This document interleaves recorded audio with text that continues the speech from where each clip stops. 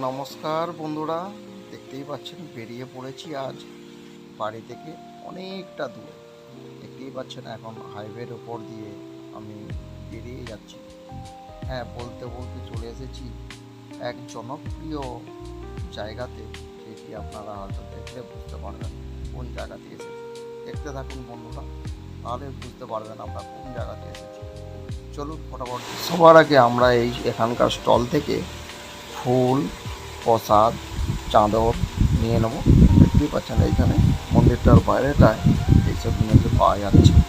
এখান থেকে প্রথমে আমরা নিয়ে সিধা চলে যাব মায়ের মন্দিরে। দেখতে পাচ্ছেন বন্ধুরা, মায়ের মন্দিরে চলে এসেছি।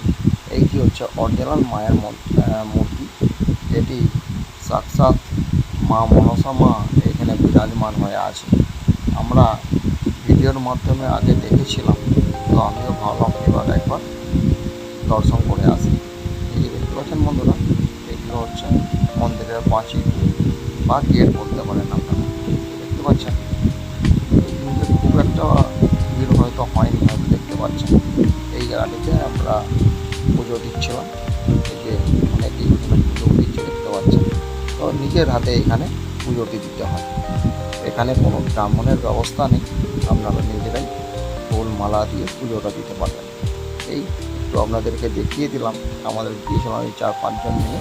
তো আপনাদেরকে দেখিয়ে দিই এখানে কী কী আর পাওয়া যায়। এখানে রয়েছে এই যে ছাগল বাঁধা রয়েছে, এইখানে নাকি বলিও হয়। তো আমরা হয়তো বলি দেখতে পারবো না, তো আমরা অনেকটা দূর থেকে গেছি দর্শন করার জন্য। এই যে দেখতে পাচ্ছেন বন্ধুরা, এখানে আমরা পুজো দিয়ে এবারে একটু বাইরের দিকে ঘুরছিলাম, ঘুরে ঘুরে ভিডিও বানাচ্ছিলাম আর লোকের কাছে একটু জানকারি নিচ্ছিলাম যে এখানকার বিশেষতা কী আছে। তো এখানকার লোকেরা বলে এখানে নাকি সন্ধ্যার পরে দক্ষিণ দিকে যে লাইটের ব্যবস্থা আছে, তো ওইখানে বন্ধ করে রাখতে হয়। আর এই যে বলতে বলতেই দেখতে পাচ্ছেন এই যে দর্শকেরা এসেছে এখানে, অনেকেই যে যেরকম পারে পুজো দিচ্ছে আর ঘুরে ঘুরে দর্শন করছে। তো আমিও ভাবলাম যে আপনাদেরকে একটু ঘুরিয়ে ভালো করে দেখিয়ে দিই। এই হচ্ছে মায়ের অরিজিনাল মূর্তি এখানকার। আর ছোট্ট ছোট্ট এখানে বেদি করা আছে, এই বেদিতে মানত করে ফুল মালা বা চাদর কিছু বাঁধার কোনো ব্যবস্থা আছে। তো আমি ঠিক হয়তো ভাবে বলতে পারলাম না আপনাদের সামনে যে কী কী করা যায়, কী করা যায় বা কী করতে হয় এখানে। যে দেখতেই পাচ্ছেন, ভয়েস করার কারণ হচ্ছে সামনে মাইক বাজনা বাজছে, তার জন্য আমি একটু ভয়েস করি আজকে এডিট করলাম বন্ধুরা। তো দেখতে থাকুন, পুরো ভিডিওটা না দেখলে আপনারা বুঝতে পারবেন না এখানে জনপ্রিয়তা কী। আর এই যে দেখতে পাচ্ছেন বাইরের পাঁচিলতে কত সুন্দর করে ডিজাইন করা আছে, সুন্দর ডিজাইন, মন মুগ্ধ হয়ে যাওয়ার মতো ডিজাইন করা আছে। এইটি হচ্ছে মেন গেট। আমরা এরকম চারটে মেন গেট আছে, তো আমরা এই গেটটা দিয়ে ঢুকেছিলাম দেখতে পাচ্ছেন বন্ধুরা। তো আমরা ভাবলাম যে একটু বাইরে গিয়ে একটু ভিডিও করে দেখিয়ে দিই আপনাদেরকে। কত সুন্দর লাগছে না বন্ধুরা? হ্যাঁ, খুবই সুন্দর এবং অনেক জাগ্রত এই মন্দিরটি। এই মন্দিরটি অবস্থিত,